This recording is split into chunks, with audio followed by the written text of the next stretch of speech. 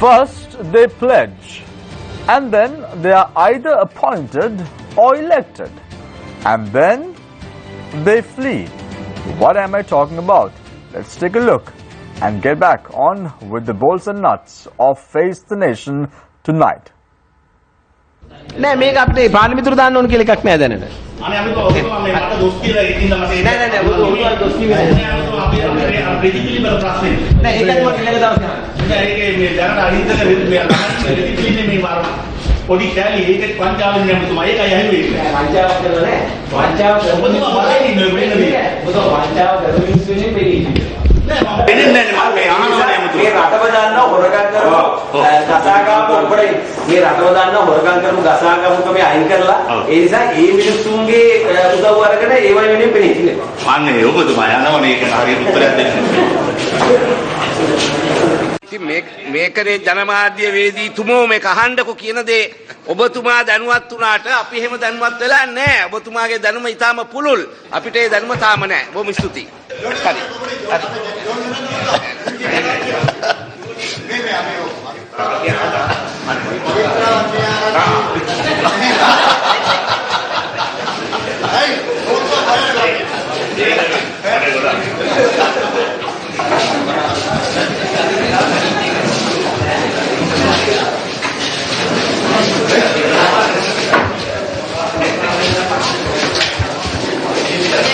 ඕනේ නෑ හොරෙන් ජීවත් වෙලා නැත්තම්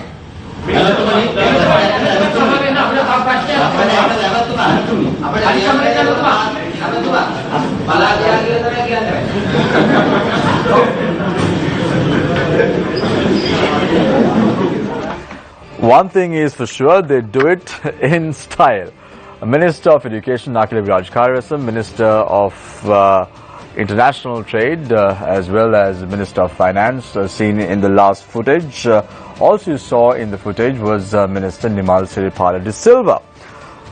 Prior to the August 17, 2015 general elections, I left you all with a quote. I said, you can fool all the people some of the time and some of the people all the time, but you cannot fool all the people all of the time.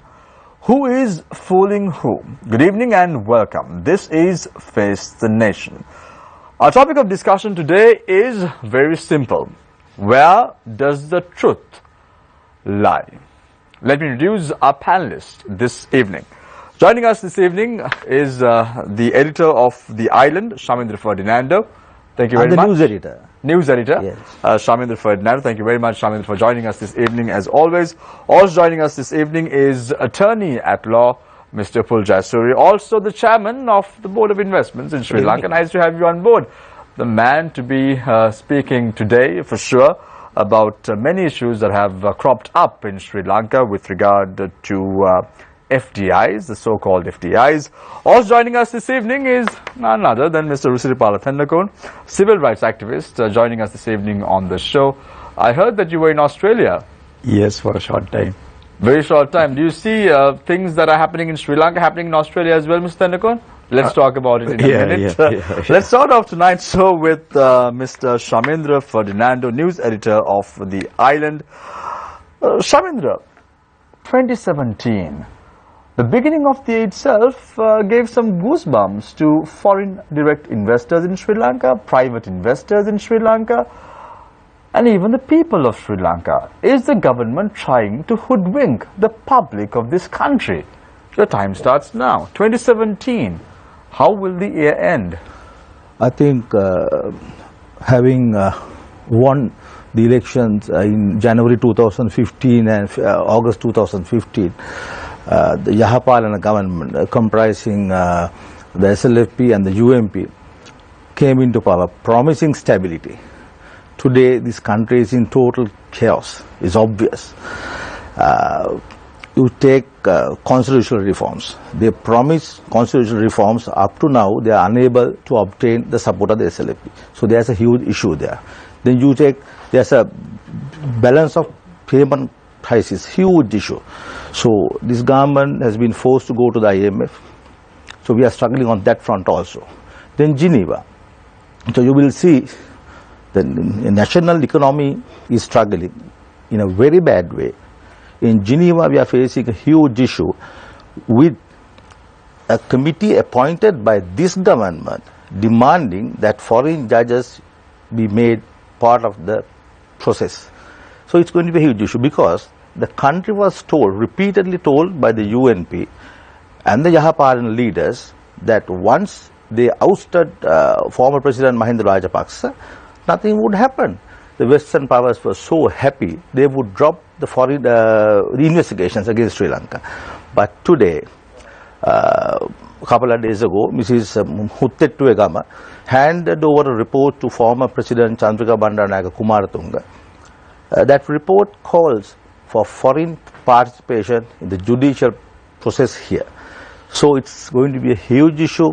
But the president has categorically said that he would not allow foreign judges to intervene in a judicial process in the country, Shamindra. The president has said, the ministers have said, but the issue is, you must realize that the recommendation has been made by a committee appointed by this government, not by anybody else.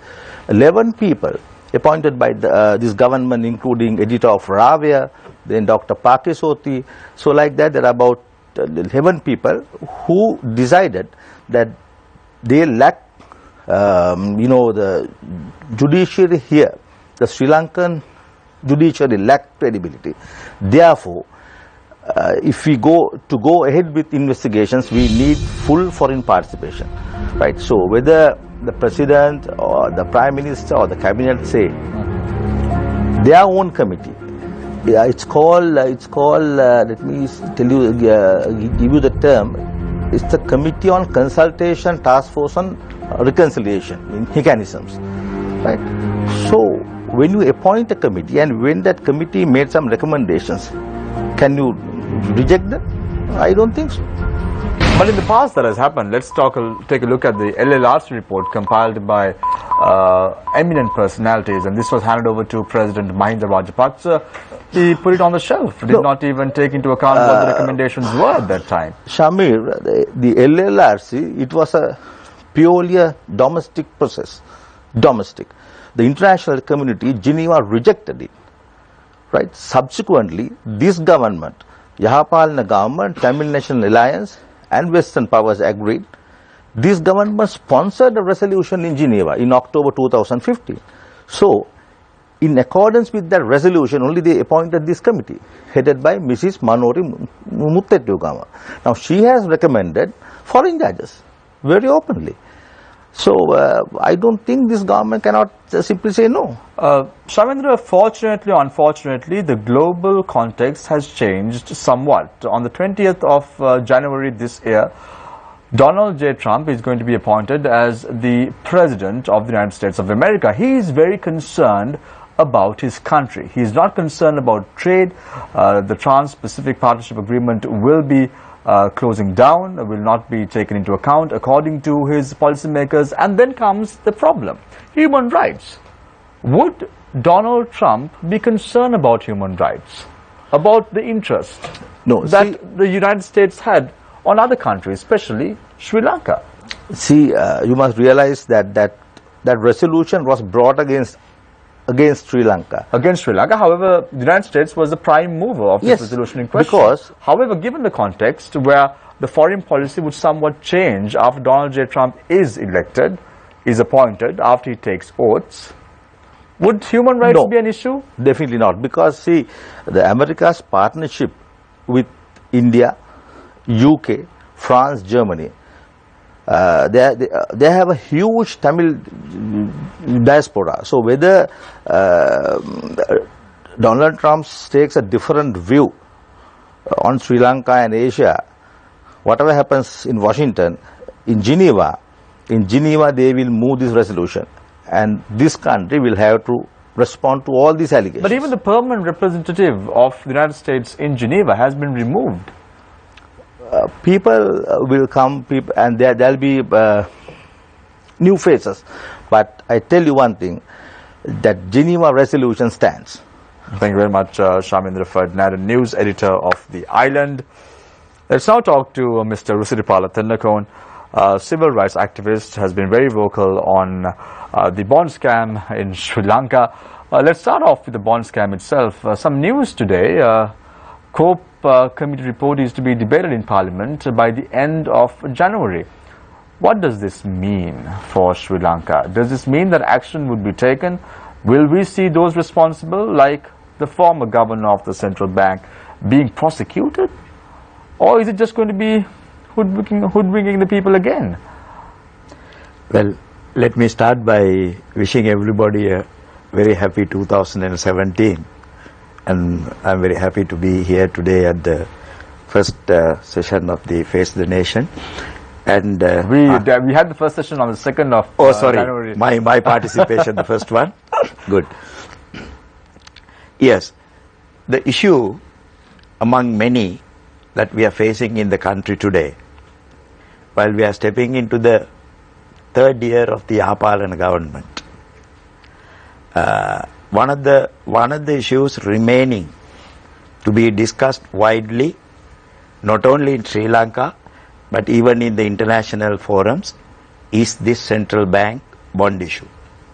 I fully agree with you that it has created so much of concern among the people in the country, among the parliamentarians, even among the top rank government officials, including the president himself. So this is an issue that has been hanging fire for such a long time, the longest that we have heard or that we have experienced under this Yapalana government, remaining to be addressed properly. The issue is there. The problem has been brought to light adequately, sufficiently, inquired into in the forums, at the highest level, at the, I think, in the most important manner, adducing the highest importance to it, but the fact remains, well, nothing is coming out of it. Why? Very unusual situation. I must tell you, it is not only the country that is waiting for it. I was reading in the internet, there was a spotlight concern expressed by the IMF about the central bank bond issue.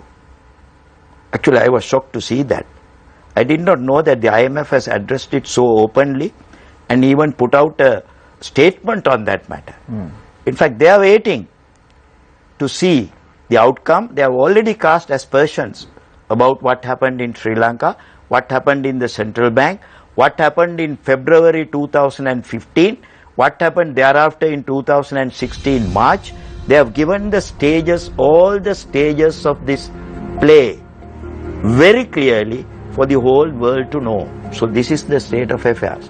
But today, we are in a dilemma to understand. I don't know whether it's really a dilemma or we are expressing ourselves properly due to various reasons. The second COPE committee very clearly identified and pinpointed who has to be made responsible, who is responsible for this episode. Very clearly. In fact, they went to the extent of making recommendations, of very strong recommendations, which everybody acknowledged, except a few chosen who had a role to play because of the directions given to them, apparently. I think we will have that. Mr. Nakon, do you still believe that the Prime Minister is trying to defend someone? Definitely. But why? There is nothing to believe in this. It is very apparent, obvious, clear from what he has done, what he is doing, and what is happening today. He is trying to evade the issue completely. It's not only the Prime Minister. It's not only the Prime Minister, Mr. Nakon. When you take a look at the footage that I just showed a couple of minutes ago, you saw the Minister of Education evading the questions of the media. You saw Minister Nimal Siripal de Silva doing the same. You saw Minister of Finance as well as Minister of International Strategies doing the same. Everyone is absconding the public. Is that the way to go? Is this democracy? Is this good governance? I think it looks to me that we are chasing behind democracy at a stretch, because democracy is something there in this country. Only thing, we have made it to go a distance away from us and we have started chasing behind democracy.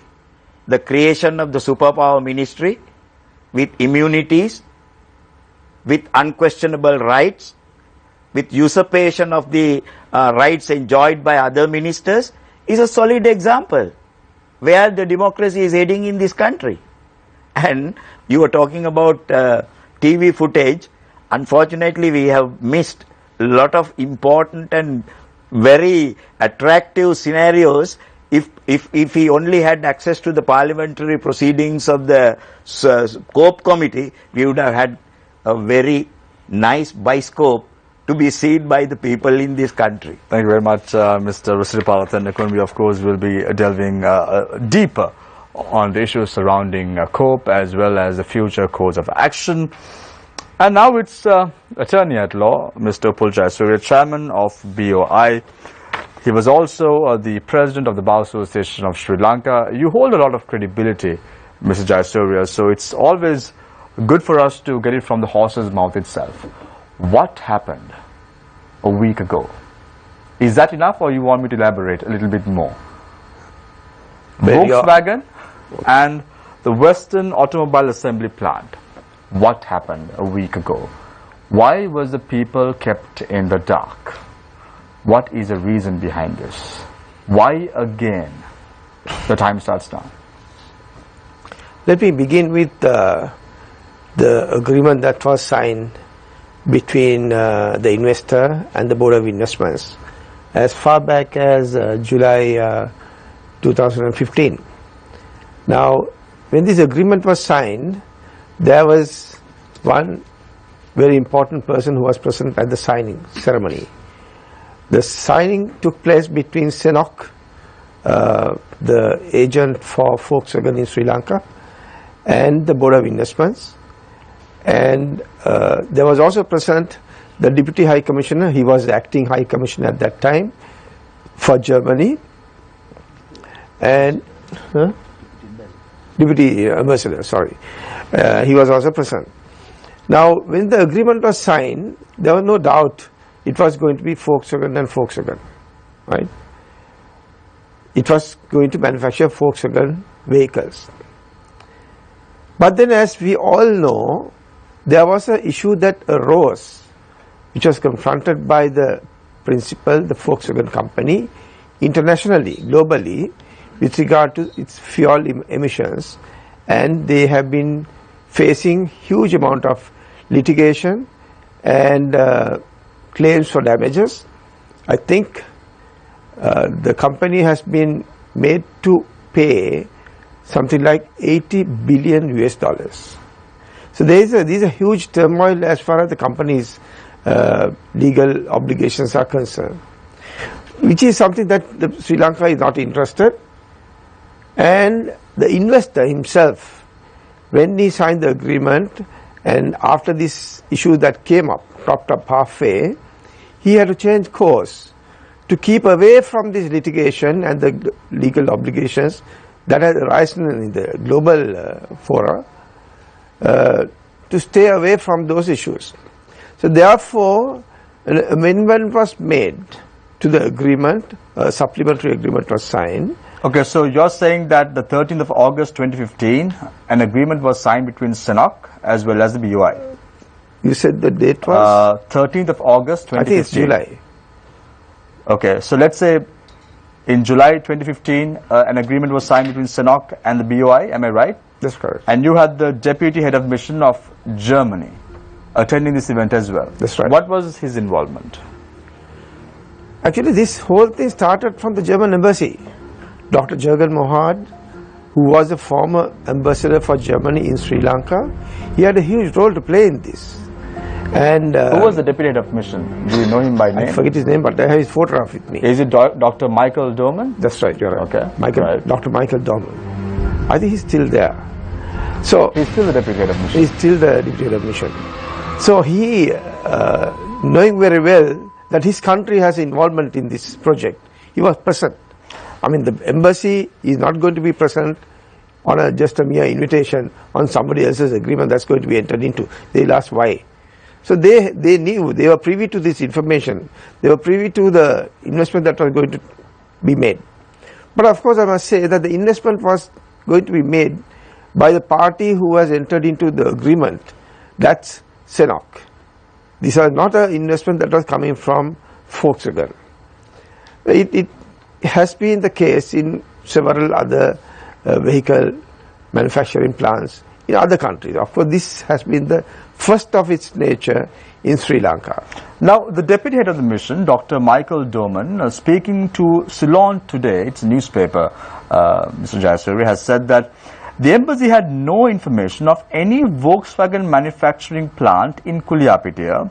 No member of the embassy was present at the ceremony on the 3rd of January. Well, if he has said that, maybe I will accept if you say that he has said it. He has told Ceylon Today. Yes. Let me show his photograph, and you can see what is there in the background. This was at the signing ceremony of the agreement. This is Dr. Michael speaking at the BOI when this agreement was signed. In August 2015. That's right. And then what happened? Then what happened So now? if Michael has to say something different to the position so that everything they changed. had, Everything changed. they have changed, after. obviously. That So why that wasn't shows this- itself. the question What you is- say is evident of the fact Mr. Jayasuri, but the that the question position is, has now changed why from the wasn't time it this was. okay? Sorry. Now you're saying that you said that there was an issue with Volkswagen. They want to pull out of Sri Lanka. Okay, well said. Okay, no problem. Let's say we accept whatever you're saying. However, since September 2015 up to date, why was the people in the dark about Volkswagen coming to Sri Lanka? Why was it that politicians repeatedly said this? No, in fact, the supplementary agreement was signed only just a few weeks ago. Just a few weeks ago, not long ago. So the investor has tried his best to make the investment, which he has promised in this instance as 25.5 million US dollars. It's the largest ever investment to be made But why wasn't it communicated in the to automobile public? industry. Mr. Jayasuriya, on the very same show, you said that Volkswagen is coming to Sri Lanka. Dr. Harsha De Silva on the very same show said that Show? Volkswagen is coming to Sri Lanka. Show where? This Face the Nation, on this very show, when you were brought here in 2016, you said that Volkswagen is That's investing correct. That in Sri was the Lanka. position at that time. Right. As I showed you the photograph, However, now it the has Volkswagen changed. brand was there in the background. The question is very simple. On the 3rd of January, why was it that politicians said that Volkswagen was coming to Sri Lanka and not mentioned that it's not Volkswagen but Western Automobile Assembly Plant that is going to be established? That's correct. The supplementary agreement was signed upon the application which they made just within the last 1 month. So at the time when you say that the Face the Nation program was conducted in January 2016, there was no change in the original position. This change has taken place only within the last 1 month. But you just said that beginning September, there was a problem. 3rd September 2015, there was an issue with regard to the emission test that Volkswagen did, and henceforth they pulled out. That's what you just said. No, it's not at that time. We had no communication or we had no involvement with Volkswagen. The signing party to the agreement was CNOOC. Volkswagen was not a party in the agreement that had been signed, that had been publicized. There is no issue with regard to that. The manager of corporate communications, Volkswagen Passenger Cars, also has said currently there are no decisions for a Volkswagen brand investment in Sri Lanka. Why? I suppose she has every reason to say that. I mean, I'm not, because the Volkswagen, as I told you, I'm now repeating what I said earlier, they were never in touch with the Board of Investments. They never made an application. If they were not in touch with the Board of Investments, why was it that the Board of Investments of Sri Lanka said that Volkswagen is coming to Sri Lanka? You all just blindly went ahead and signed an agreement? No, let me say this. Why would the Board of Investment be interested whether it's Volkswagen or Mercedes-Benz or Ferrari or some other brand? As far as we are concerned, we are interested about getting the FDI into the country. As far as we are concerned, we are interested in getting an investment in the automobile industry. Why are we interested in the automobile industry? Now, what did we expect and what has resulted? What has resulted is other manufacturers of motor vehicles have become interested. Now next week on the 12th, I'm having visitors coming from Japan, from Suzuki. Mr. Jayasuriya, They have asked for an appointment, Mr. Jayasuriya, and now they are my point interested. is- Please, let me complete my answer. They are interested in setting up a plant of their own again. And this is, they are coming again with the local agents. That is the AMW. I don't know whether the investment is going to come from Suzuki or from AMW. Now they are interested. So this is, we have set up a trend now, which has now started. They are the trendsetters, inviting other manufacturers also to think. I'll also give you another example from the past. That's Mr. what- Jayasuriya, let's talk about the past in a bit. I want to get some clarity on this. Now, you say that the Board of Investments of Sri Lanka is not interested in what plant is being constructed in the country, but they're very concerned about the money coming into the country. Is that the right attitude? No, not only money coming to the country, the industry, automobile industry. It is clear that it is automobile industry. Now, from then to now, there have been no change with regard to the investment. The investment is going to be made in the automobile industry. It's not going to be made in the growing of some cannabis.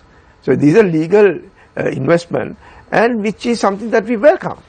Now, let me also take this opportunity to... About the past, I'll get back to you in a minute, Mr. Jayasuriya. Let's open the floor for questions from our journalists. On to my right is Nadim Majid, joining us this evening. On to my immediate left is Chaturanga Haporachi. On to my far left is Faraz Shaukat Ali. Let's open the floor for questions. Faraz, I need to give Mr. Jayasuriya an opportunity, at least 2 minutes, to explain about the past, and then I'll come back to you in a minute. Yes. Thank you. Now, you remember, as far back as 1978, the legendary businessman, Mr. Upali Vijayawardena, who was the first Director General and Chairman of the Board of Investments, he started assembling Fiat cars in Sri Lanka. What happened? At that time, there was only maximum 3,000 to 4,000 cars that were being imported into the country. Now, Upali's business of assembling Fiat car, which should have been a fairly basic operation, was destroyed by the people of this country, I say. Everyone accused him, saying that he is trying to hoodwink the people again, the same kind of allegations that are now going around. As a result of that, Upali lost interest in this whole thing, and he gave up the whole effort that he was making in one day to realize his dream of assembling, not only assembling, even manufacturing a Fiat car in this country. Now then, today we are importing more than 100,000 cars into the country. But if he allowed Upali to continue in his business that he started in 1978, that was nearly 40 years ago, we would have been manufacturing Fiat cars in Sri Lanka. So let there be a start. We don't care whether it is Volkswagen, we don't care whether it is Mercedes, Ferrari or some other country, or even Simca for that matter. We are talking about the automobile industry. We have opened the doors. Now, there was another car that had been manufactured, not manufactured, rather assembled. It's a fairly very basic SKD form they are doing. That's a micro car. Micro is not a world brand. It's not an international brand. It's something peculiar only to Sri Lanka. Now, their investment was only 500 million at that time. 10 years ago, 10 years after, they are not exporting one single car. But we welcome their investment. They are still doing that operation. They only bring the cars in SKD form, put them together and then sell it in Sri Lanka. But they are getting the duty structure, the benefit of the duty structure. They are not paying the duty for a finished car. Thank you very much, Mr. Jayasuriya. I think it's a wrong footing that this government started off operations with. Let's take a look at the bond scam that took place in February 2015, just a month after assuming office. There you go, the bond scam took place. And one of the reasons why the people are looking very negatively at the government is the fact that they've not been able to fulfill their promises to the public. And when an issue of this sort crops up, there is always negativity that is emanating. And this is one of the reasons why people are always looking at the UNP regime that is now in power as an entity that is trying to hoodwink the public. If this was the case in 2015, if there was an issue with regard to the Volkswagen deal, that should have been made public. People have the right to know what is going on. The BOI has a right to tell the people that this is not Volkswagen that is coming into Sri Lanka, it's a Western automobile assembly plant. Okay, Faraz, it's all yours. Hello, Mr. Jayasuriya. Question for you. Could you confirm, did the government of Sri Lanka ever have direct negotiations with Volkswagen AG? When an investment is made in Sri Lanka, if an investor comes to the Board of Investments and then submits an application and get the approval and then proceed to the stage of signing the agreement, the government does not get involved in any negotiation. Right. It's only the BOI and the BOI officials that get involved in processing the application and then finally ending up with signing or not. So that probably then begs the question as to why the Prime Minister of our country is taking it upon himself to talk on behalf of Senok Automobile, now renamed Western Automobile Assembly or whatever it is. Second question really, was this really FDI? Yes, the investment is 25 So where is million. Senok going to get $26 million from?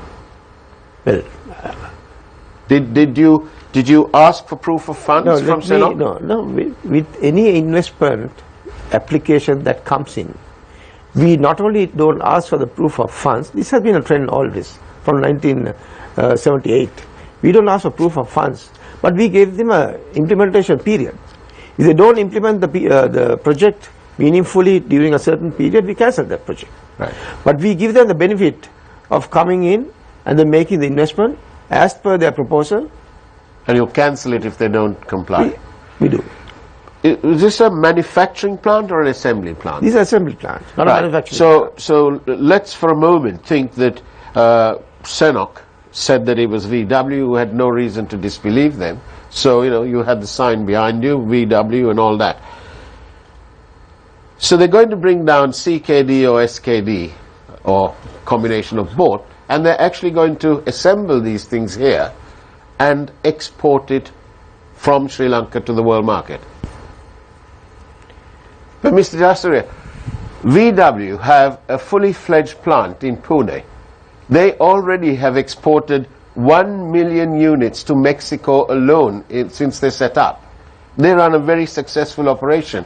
And certainly, if I was a buyer in the UK or in Argentina or wherever, I don't want a car that is, if I had a choice between a VW that is assembled or manufactured in India versus something that has been, where 4 doors have been chucked together in Sri Lanka, I'd rather choose the one from India. You're quite right. But this plant that is going to be set up in Sri Lanka is originally for the Sri Lankan market. But it's not only for your the export. agreement. Please, Your agreement please. says only 500 cars. That's correct. That's for the Sri Lankan market. That's not for the export simple market. money. It's not. It's about 1.2 billion rupees a year at an average of 2.5 million for a car. 500 cars. You've given them 100 acres just to produce 500 cars for the first 3 years. Come on. I beg your pardon. Your assessment, your figures are not right. They are not being given 100 acres. They are being given only 25 acres. And that sounds includes... infinitely better now. Pardon? It sounds infinitely better. Yes, of course. And that 25 acres include a training center to train the youth. To put together 4 or 5 doors. No. Please don't jump into conclusions with what you have in your mind. Please let me answer the question. Yes, of course. And comprehend my answer and then ask your next question and make your comment. Now this motor vehicle, the training courses that are to be conducted is not to put 4 doors. That's a sarcastic comment. You are entitled to make that. That's fine. That's what Micro doing. That's fine. That's what Micro did. This is not, you don't need $26 million investment to put 4 doors together and then roll it off. And we're not even sure whether that $26 million is coming, Mr. Jasuria. Let's wait and see. Yeah, Let's not jump into conclusion. Let's wait and see whether they make the investment or not. It's 2 years since the government is in business. It's not only another 3 years to go. And how long are we going to wait? No, there is implementation period that is given in the agreement. Let's wait for it. That's 3, how long is that? I think 3 years is the period that has been given, yes.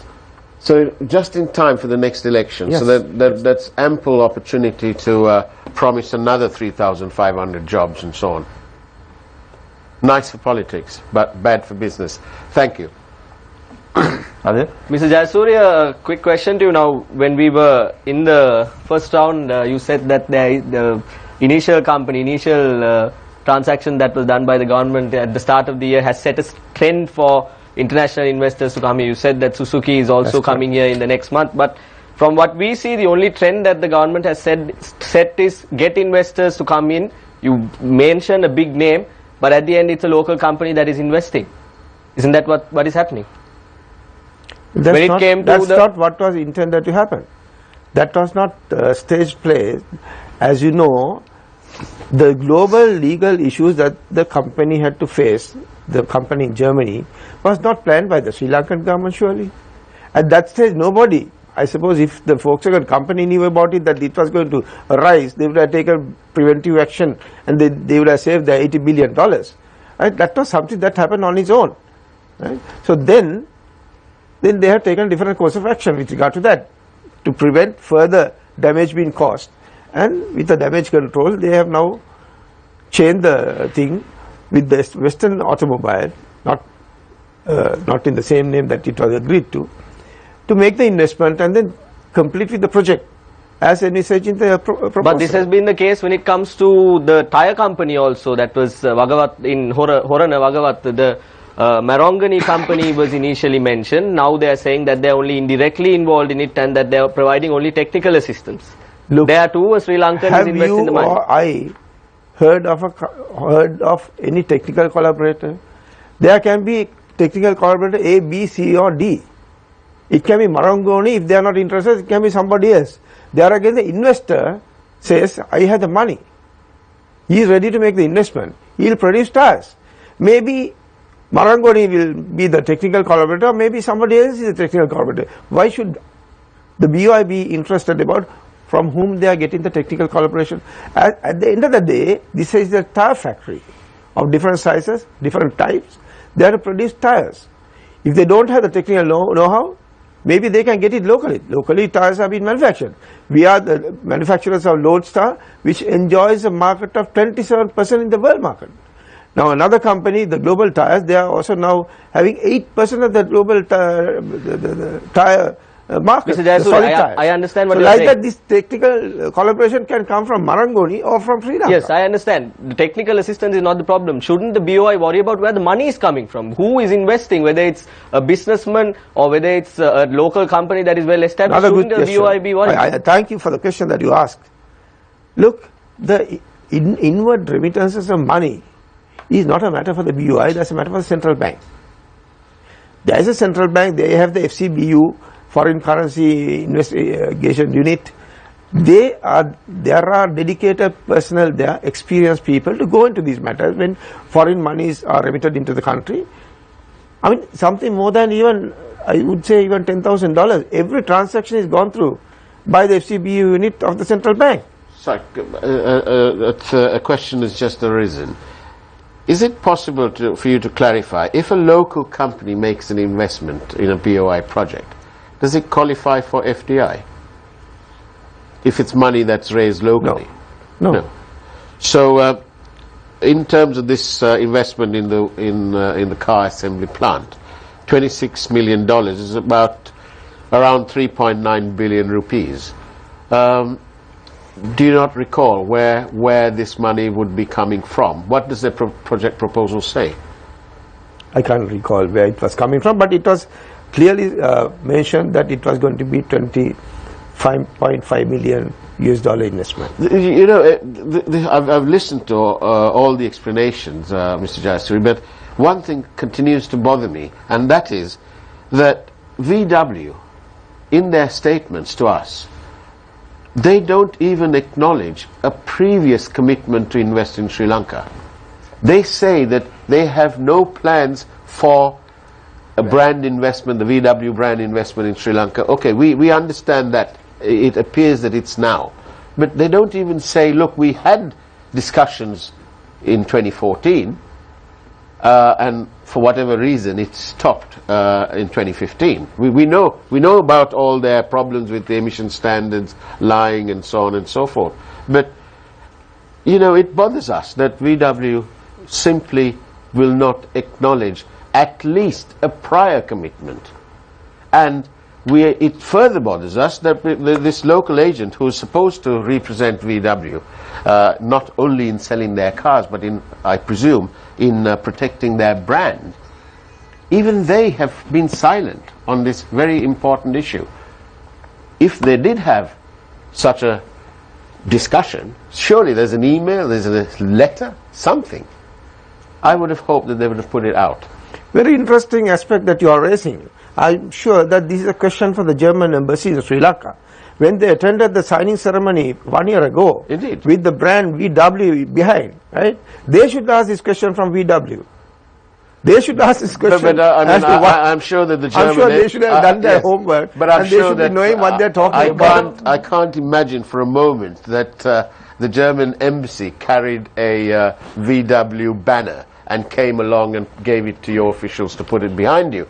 That would have been something that the agents should have And the done. deputy head of mission, Come on, they had Michael one and a half years. They had 1.5 years to just to send one email to VW, which is from their own country, No, but, and to check whether they are involved in this project or not. That's right. Having not got involved all these years, right? If they somehow say they go back, there must be some good reason for them to go back after 1.5 years. Another thought has just crossed my suspicious mind. Do you think that the deputy head of mission was acting on some solo adventure that has turned out to be a misadventure, and that it was he took it upon himself to try and promote this because his mate was Senok, or it may not have been. I don't know. I'm speculating. I wish not, because this was originally, as I said earlier, was started by Dr. Jürgen Mohad, the ambassador. He was involved in this project. We had discussions with him, with several other discussions that we had with other officials. In the he was taking part in those discussions, including the BOI.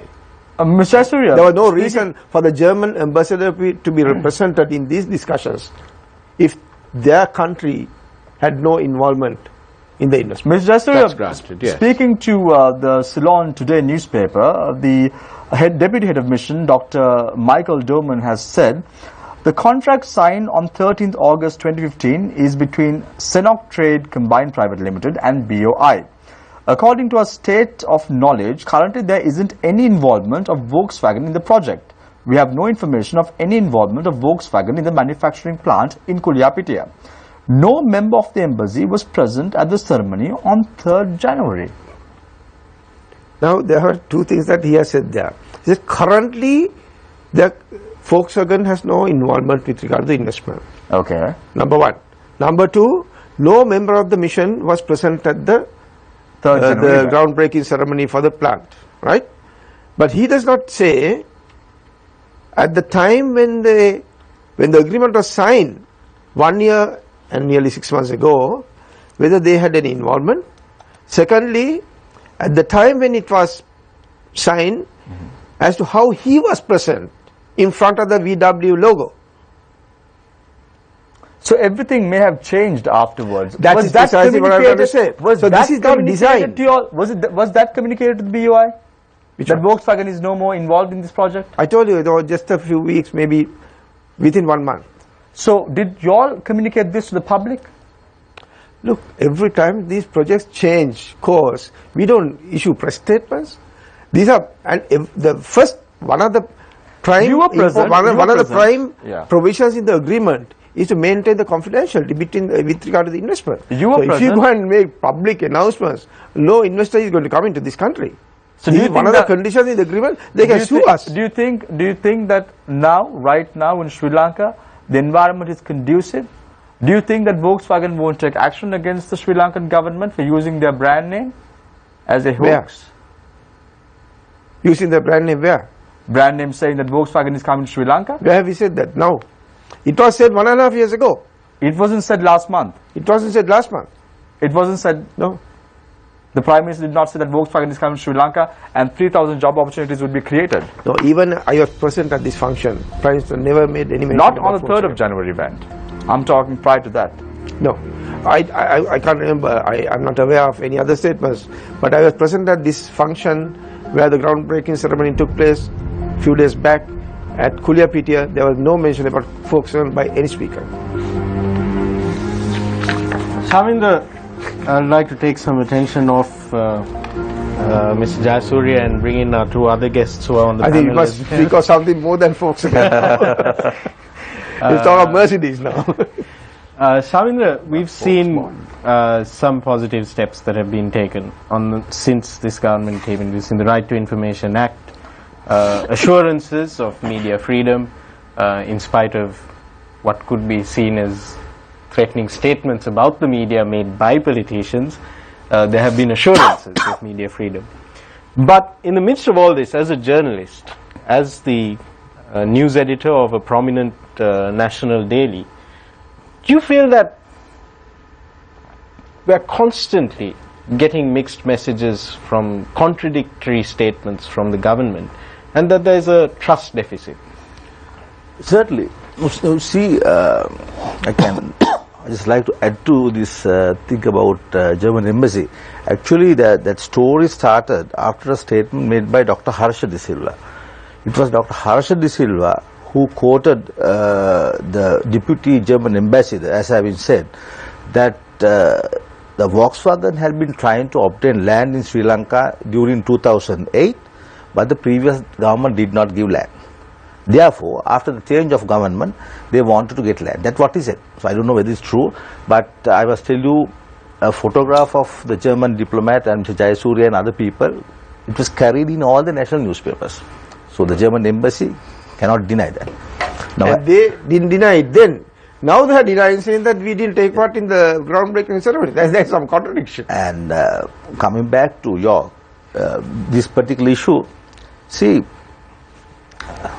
the people of this country really do not know what's going on in this country, right?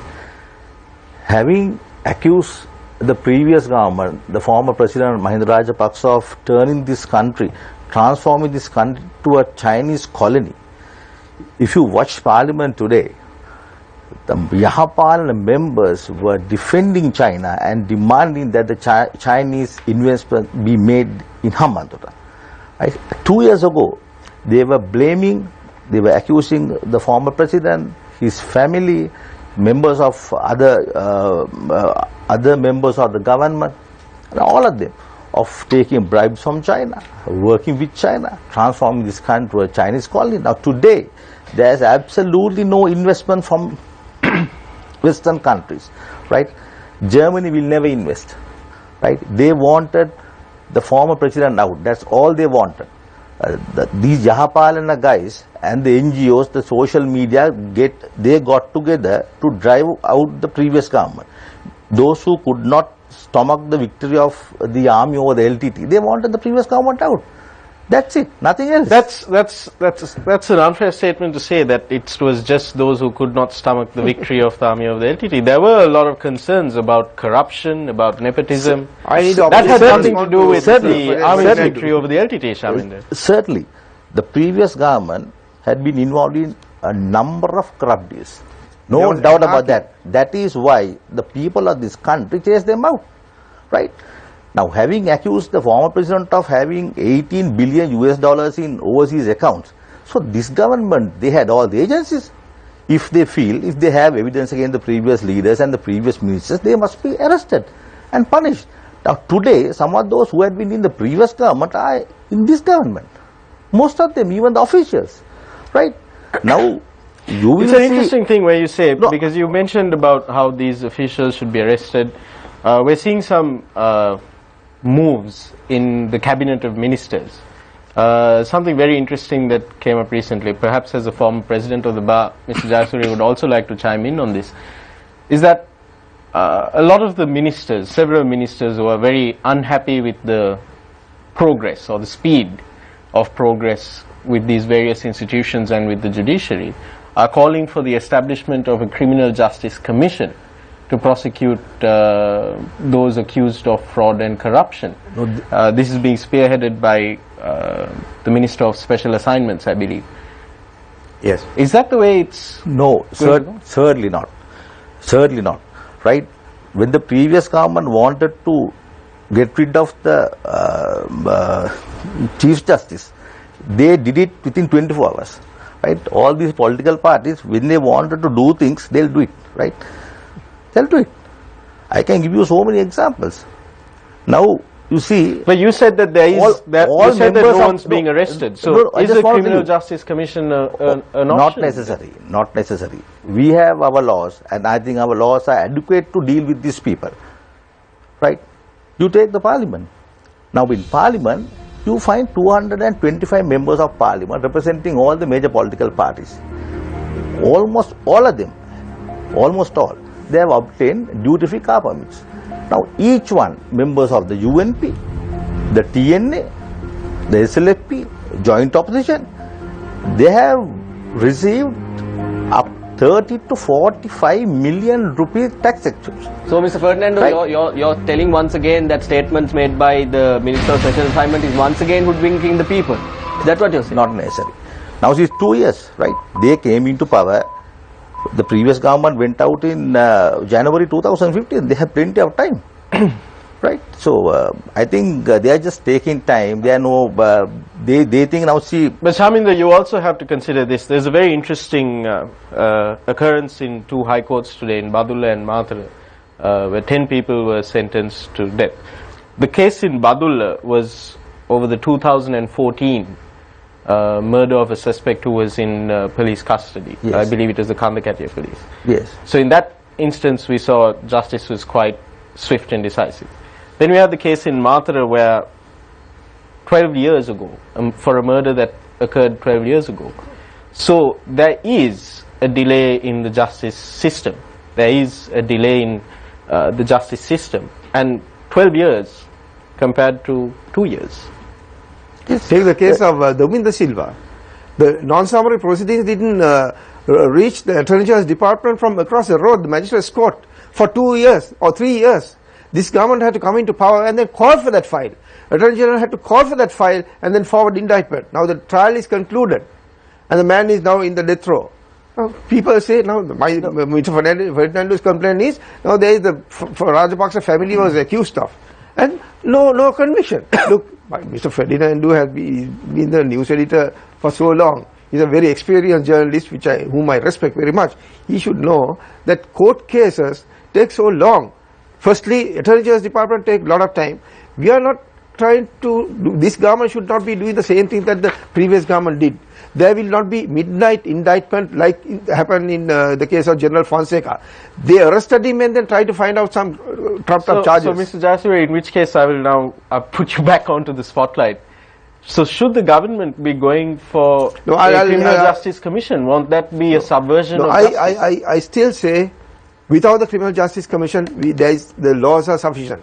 Now the conviction of Dominda Silva was not on the Criminal Justice Commission, it was under the normal law. Now another one, Silreddy is coming up, 600 million rupees that have been misspent for the elections, and it's nearing completion. Now the Rajapaksa children, the urchins from the Rajapaksa family, who had some Desi Archie who gave some 150 million, the cases will come up. So, Mr. Jayasuriya, every time the government does something big, something controversial, people like Desi, people like Vimal Veeravansa, Tajuddin case, all these comes up like a prayer. Every time this happens. No. Listen. All this time, when you say, if you are saying about Tajuddin's case, all this time was accident. Now it has been meticulously gone into, and the medical evidence had to be unearthed, and then finally now they are concluded by a panel of 3 forensic specialists. They have concluded that this is murder. This is blue murder. Now then the next question comes up, who murdered? And there have been telephone calls traced. They didn't have the information. I've been made to understand that the dialogue has assisted in recuperating the information through new software system which they had cost them about 100 million rupees.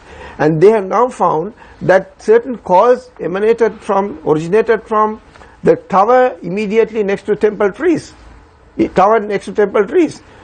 these numbers have been released to the secretary, to the president. And somebody called from that number to the inspector of police, the HQI at Narayanpeta. But nobody is talking from both sides. Now why are all these things happening, like what happened at Hambantota and then, Padayatra, this, that?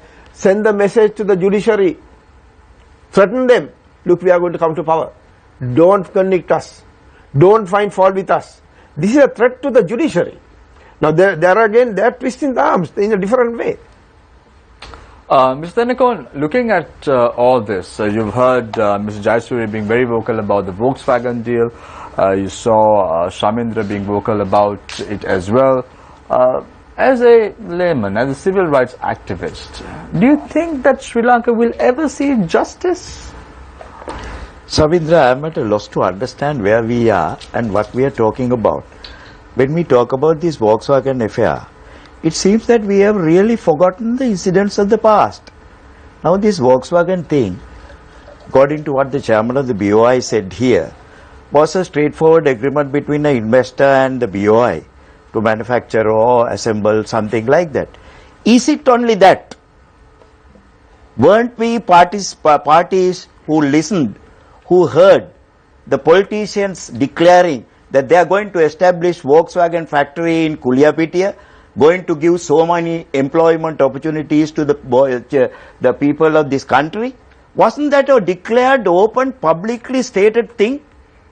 Until very recently, several ministers in this government, including Dr. Harsha Silva, who came online many times, more than the others, they proclaimed, they said, they are going to establish a Volkswagen factory, they are going to have a manufacturing unit, they have already found the land, they are going to do that, they are going to start it. In fact, this didn't come alone. This came along with the GSP Plus thing. They coupled both. Please go back into the past, recall what they said. We are going to bring back the GSP Plus. We are going to have a Volkswagen factory. We are going to have this, that, so many foreign investments, FDIs. Now we see a situation, not a cent of FDI is coming into this country through this Volkswagen factory project. As far as I can grasp it, that is how I grasped it. You know, the BOI is not an institution. I'm sorry I have to say this. I mean, they have given the land for the project. The land is allocated. And they are not sure where the FDI is coming from. Whether it is a local investment or whether it is a foreign investment. I also have experience in going to the BOI. To get a piece of land to do a project, you have to do everything, establish your credibility of showing the proof of your availability of funds to do that. Now that's a good point. Here is a situation where land is allocated, people, the biggest politicians in the country, including the president and the prime minister, go and declare the factory open.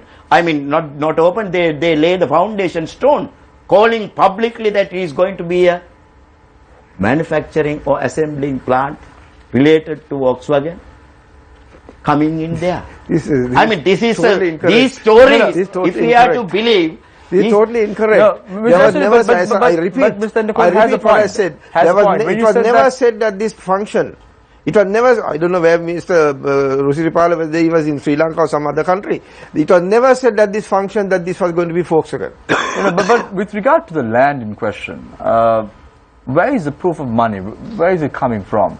Mr. Nikon has a valid point. Now you give a land, you don't know where the money is coming from? The BOI is not aware? They have paid for the land. No, are you aware? You are the chairman of the BOI. Yeah, I'm aware. They have paid it locally. Where is the money coming from? Money for the land has been paid locally. It has been paid locally? Yeah. Yes. Complete, or the entire amount has been paid locally? Yes. Is this foreign direct investment? No, that's not a foreign direct investment. What is it then?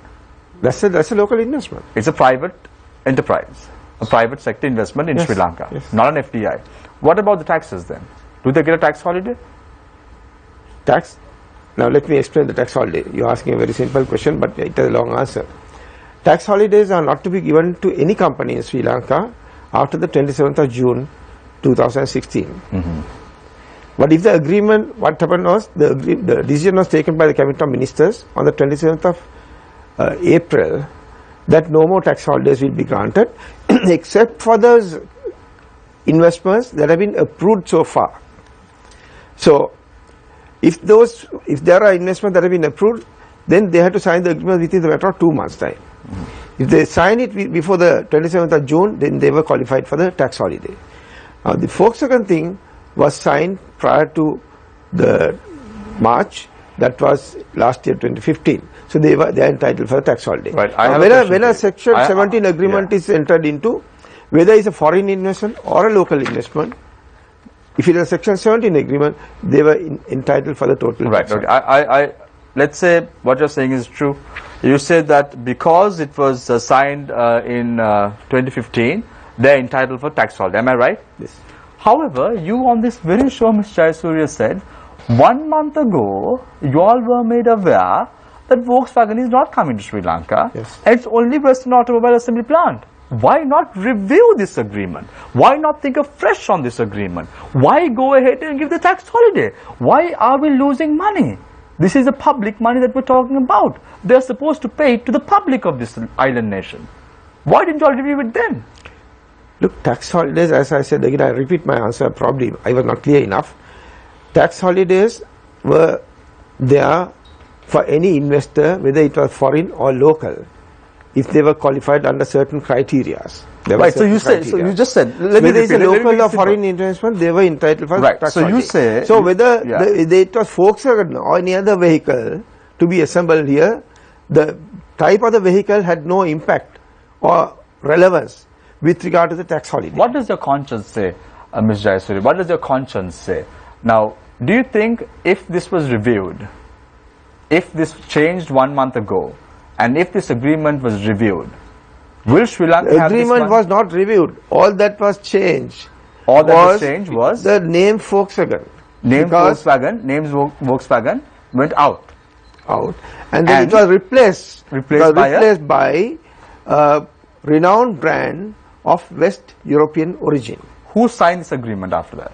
Same party that signed the agreement originally. 1 month ago, did you sign this agreement? Yes, same party. Same party, Senok and BOI. It's a different company, but the same people signed. Same people signed it. So that is Western Automobile Assembly Plant and the BOI. Yeah. You signed this agreement in question. Yes. So the German deputy ambassador or the German ambassador was not present at this particular. Sometimes when no, at this particular signing, there was no German ambassador. There was no deputy ambassador. So this was a fresh agreement. It's a supplementary agreement. Now there are so many investments. I mean, it's, can you say who the new brand was? When so many main agreements have been signed, many a times, there are supplementary agreements signed. Sometimes 3-4 supplementary agreements have been signed. So that is not something new. Mr. Jayasuriya, you are a well-reputed lawyer. Before taking up office as the BOI chairman, you were the president of the Bar Association of Sri Lanka as well. You have an office down Navala. I always see that office. Not anymore. I see. I never had an office in Navala. Okay, in Kuswate, is it?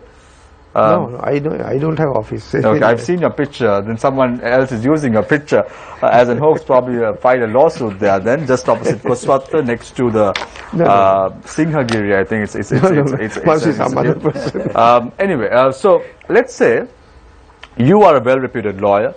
You are the president of the Bar Association of Sri Lanka. Given all this, if a client comes to you and says, there is an issue with a name, I want to change the name in question, would you sign a fresh agreement or would it be an extension? Or would it be a supplementary agreement? No, very simply, I'm just asking you, you're a lawyer. If I am to take some advice from you, I come to you, I pay you some money, I come for some advice. I say there is an issue with regard to an agreement.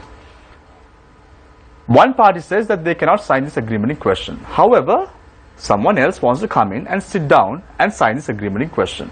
Would you sign an extension or would you sign a fresh agreement? What would it be?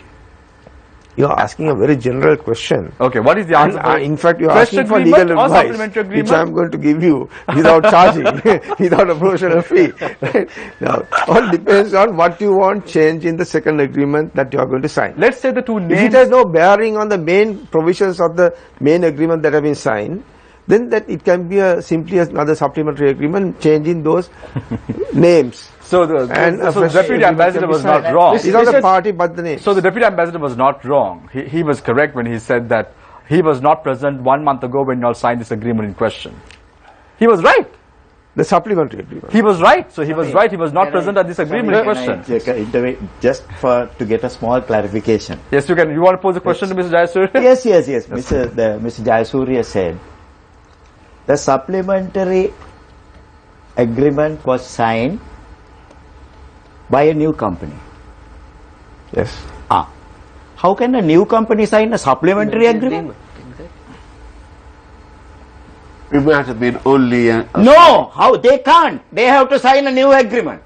It's simple. What about if it's a change of There is name? a thing called when a party signs an agreement, their assigns, their agents or anyone is bound by that agreement.